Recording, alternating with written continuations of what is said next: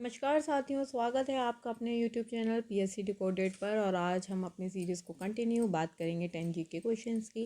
बिना time waste के start करते हैं हम आज का लेक्चर। सबसे पहला क्वेश्चन है, हड़प्पा सभ्यता का सबसे ज़्यादा मान्यता प्राप्त काल कौन सा है? तो इसका आंसर है 2500 से 1750 ईस्वी पूर्व को हड़प्पा सभ्यता का सबसे ज़्यादा मान्यता प्राप्त काल माना जाता है। नेक्स्ट क्वेश्चन है, सिंधु घाटी की सभ्यता में घोड़े के अवशेष हमको कहाँ से मिले हैं? तो घोड़े के अवशेष मिले हैं हमको सुरकोटदा से। सुरकोटदा जो कि एक गुजरात की प्लेस है, गुजरात में है यह स्थान। और इसकी जो खोज की थी वो की थी जगपति जोशी जी ने।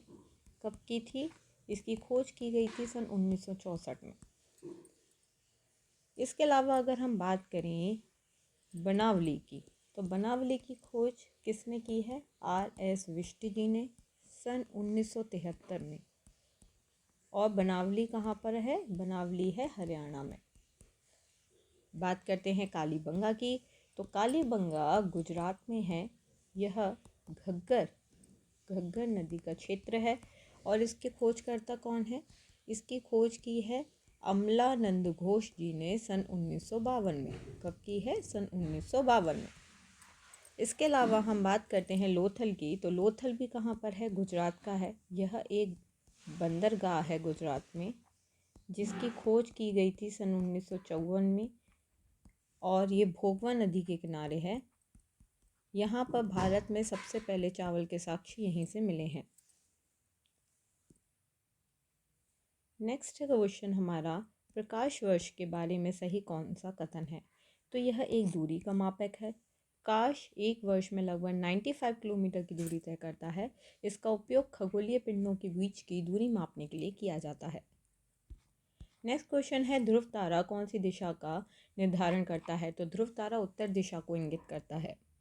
नेक्स्ट क्वेश्चन है, भारत का संविधान लागू होने तक स्वतंत्रता के बाद किसका शासन इसके अंतर्गत चला गया था? तो इसका 1935 के जो भारत सरकार अधिनियम आया था, इसके अनुसार भारत का संविधान लागू होने तक स्वतंत्रता के बाद इसके अंतर्गत चला गया था। अगर हम बात करें सन 1935 के अधिनियम के बारे में, तो हम जानते हैं कि यह सबसे लंबा अधिनियम माना जाता है। ठीक है।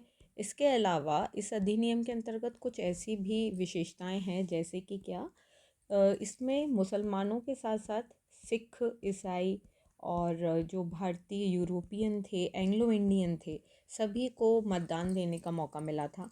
देश में द्विसदनीय व्यवस्था आ गई थी। और इसके अलावा प्रत्यक्ष निर्वाचन भी हुआ था। राज्य में जो द्वैध शासन था उसको समाप्त कर दिया था और केंद्र में द्वैध शासन को लाया गया था। केंद्र में द्वैध शासन की व्यवस्था की गई थी, राज्य से समाप्त किया गया था। नेक्स्ट है, मार्ले मिंटो सुधार बिल किस वर्ष लागू हुआ था? तो मार्ले मिंटो सुधार आया था 1909 में। इस समय क्या था, जो मिंटो थे वो वॉइस राय थे और जो मार्ले थे ये सचिव थे। ठीक है। मार्ले मिंटो को सांप्रदायिक निर्वाचन का जनक भी माना जाता है। नेक्स्ट है, चाय में जो लाल रस्ट रोग है किसके कारण होता है? तो ये किसके कारण होता है? हरे शैवाल के कारण।